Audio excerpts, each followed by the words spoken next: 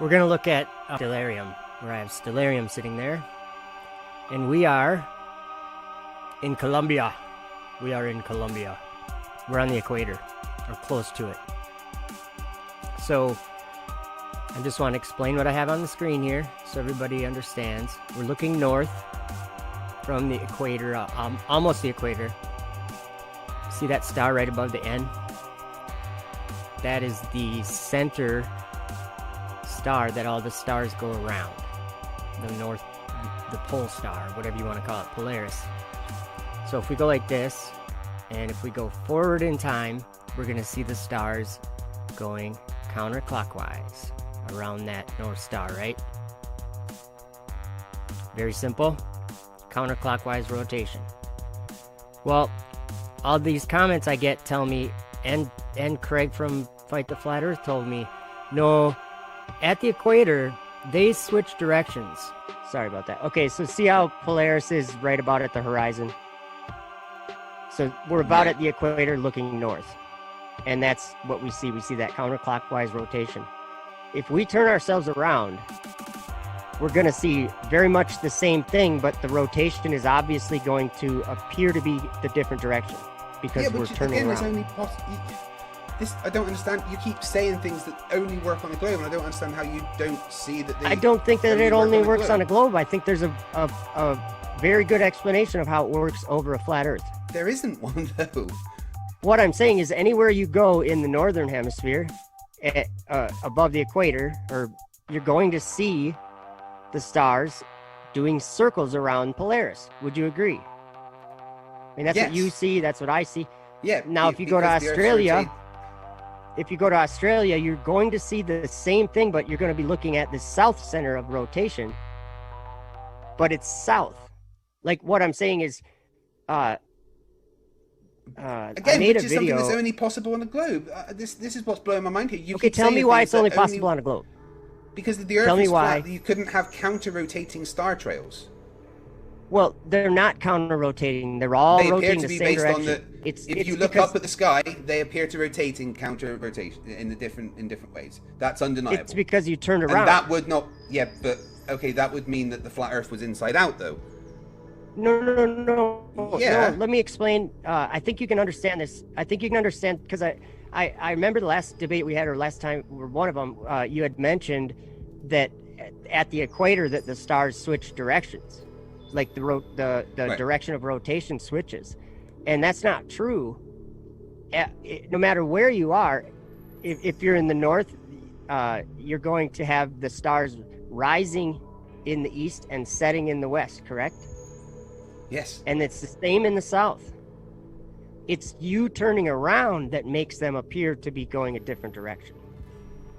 Well, I'm here to show you how simple it is of a misunderstanding. Okay, so we're just going to look at this again. We're going to go back to there, okay? So we're going to go forward in time. So like as time goes, the direction that time goes, and watch the stars going in a counter or anti-clockwise, right? Okay, so now we will simply turn around to the south and we will look.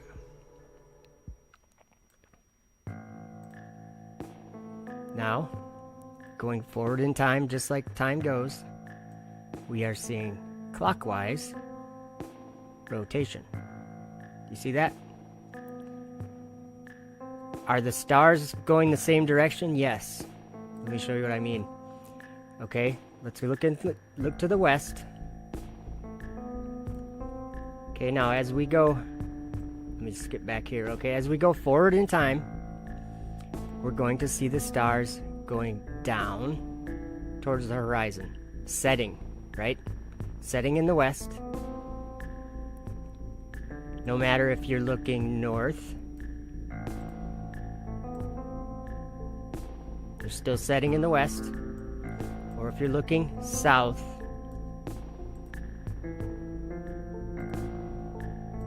they're still setting in the west.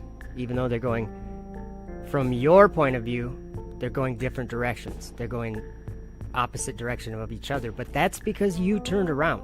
Don't turn around. We're gonna go around the world a little bit on Stellarium just so I can show this over and over again.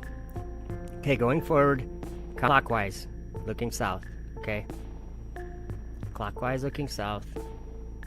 We turn around to the north. Counterclockwise, anti-clockwise, whatever you want to call it. Looking to the north. Setting in the west. We'll turn to the east. Rising in the east. Okay? We're at the equator in Colombia. So now, here's where we were. Right there in Colombia. Okay? So that's where we were there.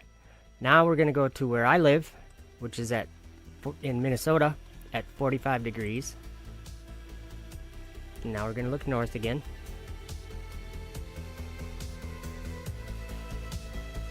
Okay. Same thing. Anti-clockwise. Around the same star. But you notice the star's in a different position now. Remember it was right above the N before? When we were south farther? That's because how everything in the sky ever that's going away from you will appear to go down towards the horizon.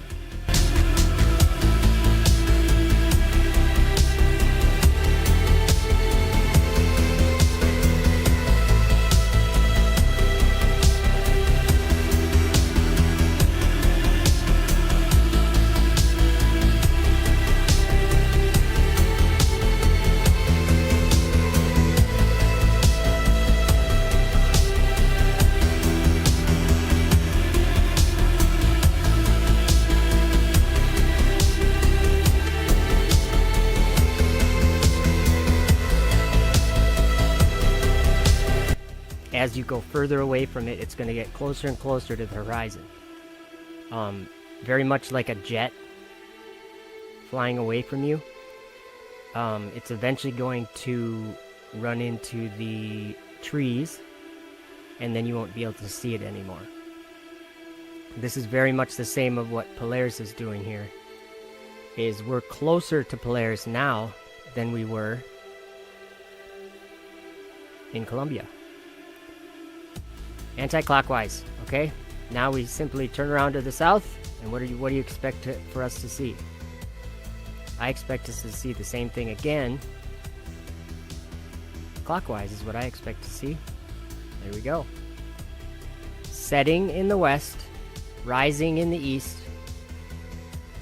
Okay, now let's go somewhere south. Let's go to Argentina. Let's go to Argentina.